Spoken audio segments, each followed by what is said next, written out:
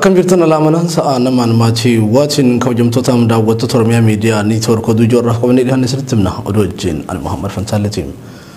Lubbuu hooggantuu beekamaan Bloomberg gabaaseem. Bloomberg abukaatoo hidhamtoota obeeffachuun akka gabaasetti milagannaa jedhamu.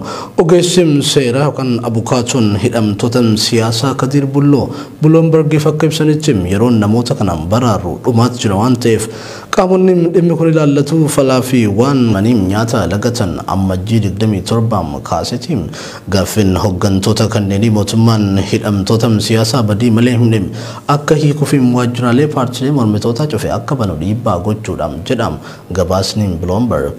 Jawaar hanga hidhamtoonni siyaasaa hundi gadi lakkifamanitti of beelessuuf murteesseera jedham abukaatoon isaa.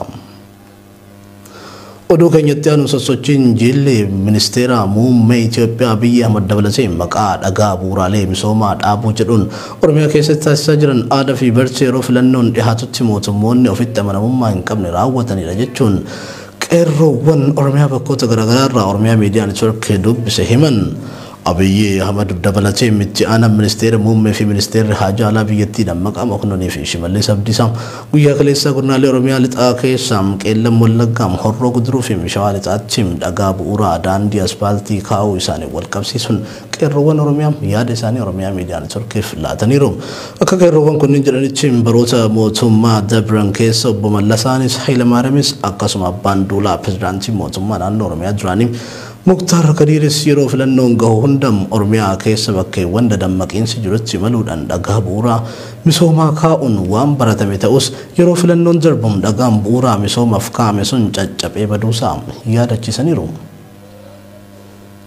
Oduu keenya birootiin sababii barataa Mohammad daaksiisoo cirriitiif barattoota fi barsiisonni yuunivarsiitii Jimmaa hedduun hidhamaa jiraachuun gabaafame. Gaafa gurraan dhala 13 barattoota yuunivarsiitii Jimmaa irratti sagalee mormii kan dhageesse barataan yuunivarsiitii Jimmaa fi eebbifamaa bara kanaa kan ta'e Mohammad daaksiisoo cirrii waltajjiin eebba barattoota irratti dhaadannoo sababii dhageesse qofaaf humnoota atikaan butamuun hidhame. Barsiiftuu Shaabee Abdul Baarii sababii iddoo Mohammad daaksiisoo itti hidhame dhaqxee gaafatteef battaluma san kan hidhamte ta'uun Oromiyaa Miidiyaa Niitoork odeeffatee jira. Obboleessa Mohammad daaksiisoo isa eebbisiisuuf garas dhaqee fi hiriyoota isaa keessaa Dr. Hashuu Jamal Bunee kan jedhamu dabalatee hiriyoonni Mohammad daaksiisoo hedduun funaanamanii hidhamaa jiru. Haalli nageenya mooraa yuunivarsiitichaa keessa jiru kan duraanii caalaa daran hammaatee jira.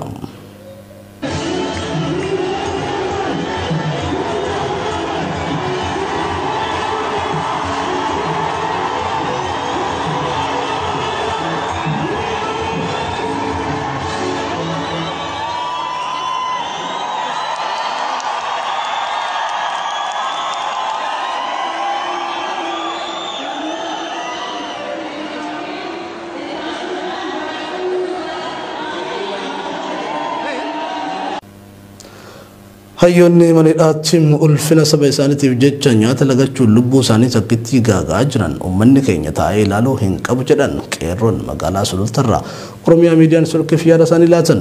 Abbootiin amantaa manguddoonni biyyaa fi namoonni dhageettii qaban manidhaa qabsaa'onni jiran dhaqanii dubbisuun qofti gahaa miti kan jedhan dargaggoonni magaalaa Sulultarraa Oromiyaa Miidiyaa Niitoork dubbise. Warri dhageettii qaban kunneen mootummaa abbaa irree kanatti dhaqanii isarratti dhiibbaa gochuun lubbuu hayyoota keenyaa baraaruu qaban jechuun dhaamaniitu jiru. Hayyoonni kun akkuma eenyuttu jireenya dhuunfaa isaanii qananiidhaan warra jiraachuu danda'aniitu roorroo uummata isaanii irratti raawwatamaa jirtu jibbuu miidhamaa jiru waan ta'eef sabni keenya guutuun kana tolchee hubachuun lubbuu isaaniitiif birmachuu qaba jedhan. Afaan qawweetiin isin bulchina jedhanii yaaduun mootummaa bilxiginnaa kun hangam takka uummata Oromoo irraa amantaa kan hin qabnee fi diigama dhufuu caasaalee paartii biyya bulchuu kan agarsiisudha jedhan qeerroon godina Baalee magaalaa Rooberraam yaada isaanii OMN filatan. Hiriira guyyaa deengaddaa karaa nagaan taasifamuuf karoorfamillee kaadreen magaalattii sodaa guddoo keessa seenuun guyyaan mormii hiriira nagaa osoo hin gahin waraana humnaa olii magaalaa Roobee fi magaalota naannawaa sanii hedduu keessatti qubsiisuun uummata ukkaamsaa turan jedhan qeerroowwan yaada isaanii garasiin laatan. Ijoo keenya xumuraatiin godina Harargee bahaa aanaa dirree xayyaaratti hiriiram dirmannaa hidhamtoota siyaasaa fi balaaleffannaa mootummaa bilxiginnaatiif bana qeerroof qarree aanichaatiin gaggeeffamaa ture wal qabatee haalli nageenya aanicha jiru yaaddessaa ta'uu jiraattonni Oromiyaa Miidiyaa Niitoorkitti himan. qeerroowwan hedduun hiriira qindeessitan jechuun dabballoonni mootummaa poolisii humna addaa Oromiyaa fi poolisii naannoo Hararii waliin ta'uun hidhaa kan jiran yoo ta'u qeerroowwan isaan jalaa dhokatanis fidaa jechuun maatii qabanii dararaa akka jiran galleerraaf nu qabsoo teenyatti fufna ejjennoo jettu irratti kan cichan ta'uu jiraattuun tun ibsiteetiin jirti. Hayya kabajamtoota fi daawwattoota Oromiyaa miidiyaa neetwork oduun ijoon sa'aatii kanaaf qabannee dhiyaanne kan hanga ammaatti nu daawwachaa turtanidha. Qophiileen Oromiyaa miidiyaa neetworkitti fufuu babal'ina oduu keenya idilee keessa argattu. Oduu isinitti mul'isu wajjin kan ture Mohammad Fantaalleetiif gama gummaa kaameraa fi gulaallee suur sagaleetiin abdii jimaaltiin faana ture. Horaa bulaa.